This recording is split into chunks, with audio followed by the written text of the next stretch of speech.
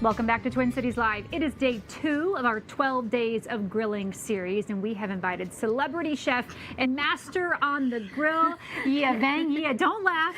You're our celebrity chef. Yes, own that title. He's here with his banh mi sandwich and how to make the perfect pork tenderloin. So great to be with you. This is a unique way to do pork tenderloin.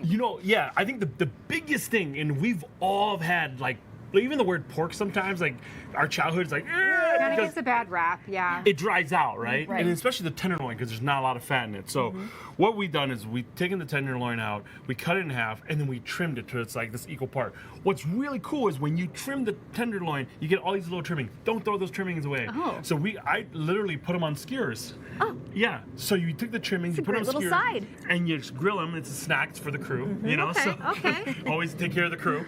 And then you have a little snack while you're actually making the food. So what we do is we have this tenderloin, we marinate it, we grill, and then we get this hot grill. So the thing with pork tenderloin is because there's not a lot of fat, you have to grill it on high heat. Okay. Okay, and Yeah. the biggest problem with pork tenderloin is people overcook it. It's gonna burn. So you always want your eyes on this on the grill. Absolutely. So you want a good grill. So we got these guys here, and they're rocking it out. Okay, so they're look how grilling. beautiful. Fantastic. And you're looking for, I call them that mahogany color, right? While that's grilling, we also have our tamarind glaze right here. And you just put a little bit of tamarind glaze on top. Now, the thing with pork tenderloin, and I tell people all the time with pork tenderloin is, not a lot of fat, so there's not a lot of flavor. So you have to incorporate the flavor, so that's why we have the glaze on it. Okay, so if you don't do anything to it, it's going to kind of just little taste like bland. nothing. Yeah. So Did you rub this? Yeah, so we have this thing at the restaurant called pork salt. So basically it's paprika, garlic, salt, pepper, and then we use that for all our pork. So if you come to the restaurant and you have the pork chop, the base of it is what And we're It's gonna talking be about similar. Vinay. Yes, Vinay, yes. Of course, such a great restaurant. Okay. Is this a go-to sandwich for you? to create? It is actually one of those where it's like a really quick summer dish to do. Like we've talked about the BLT today. Yep. The This would be banh mi another is example? just the Yes. same. So what I love about banh mi is it's a Vietnamese sandwich, but it's influenced by the French. So you get the baguette, which is crusty on the outside, soft on the inside, and you get all these vegetables, right? You get the pickled daikon, the pickled carrots, and then you have the cilantro, and you have cucumbers and all those, and then Really packs a punch. yeah. But I think what the thing is it's super fresh, so it plays really well with the pork. Okay, let's talk about this sauce that you're Yeah. putting on, the marinade. What is that? You So were it's talking about tamarind that. glaze. So tamarind is this really sour fruit, and you can get the tamarind extract at almost any store right now. Okay. And then we just kind of make it. The base of it is because you have something that's very very tarty, so you want to balance that out with some honey. So we had some honey. If you have maple syrup at home, use a little bit of maple syrup. Okay, a little sweet and sour. Yep, a little bit of vinegar, and then you can put in the heat in there with the Thai chilies, garlic, ginger, and then that works out really well. And are you waiting for it to be all the way finished before you're rubbing the glaze on the top? So I would say I tell people 5 minutes before you're done. You want to Okay. crank that heat up because you want to create. So all this caramelization comes from that glaze, and you're creating Gotcha. a crust. So what I've done before is we finished this up. I sliced it up actually, have it all ready for you guys. And on the side here we have some taro chips. So. Okay, taro chips. I nice snuck of you. one before we came back live.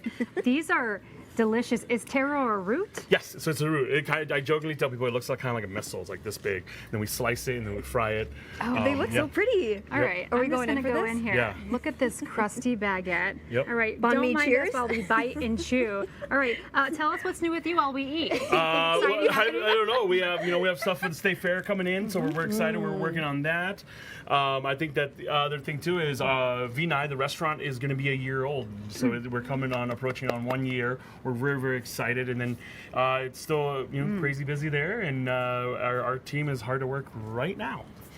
They are These very are good. so Okay, yummy. This is delicious. What's the heat? Is that the radish? Nope, the heat is jalapeno, so there's Oh, I just ate a whole jalapeno. You're fine. You're But fine, it wasn't though. too much for me. I didn't die. You're fine. I think I had a whole one. You're Okay, fine. that is delicious. Okay, so definitely season the pork tenderloin before you grill it, and then that glaze just really amps it up. Yep, absolutely. And don't overcook it. So the biggest thing about grilling that people mistake, and I always tell people, is when you're done grilling the meat and you set it aside, there's residual heat that still keeps cooking it. Yeah. So it won't stop cooking. So you just set it aside, let it rest. So Okay. in total, I'm going how back long in. would you say we're on the grill with it? Man, like I would say no more than 10 to 12 minutes. Because if you're grilling your pork, you see, like the thickness of the tenderloin, if you're grilling that for longer than that, it's going to That's get when you're dry. gonna get in trouble. Yep. Yeah. This is so Okay. smart because I make a grilled tenderloin and then I just put like a potato with it or Yep. a vegetable. Yeah, some bacon wrapped around This it. is a much better way to do this. Here's the other trick with it too. If you have leftover, next day you turn it into a sandwich. That's what you do. That's a Yeah. great, Okay. great twist on the whole Yep. idea with the pork tenderloin. Yeah.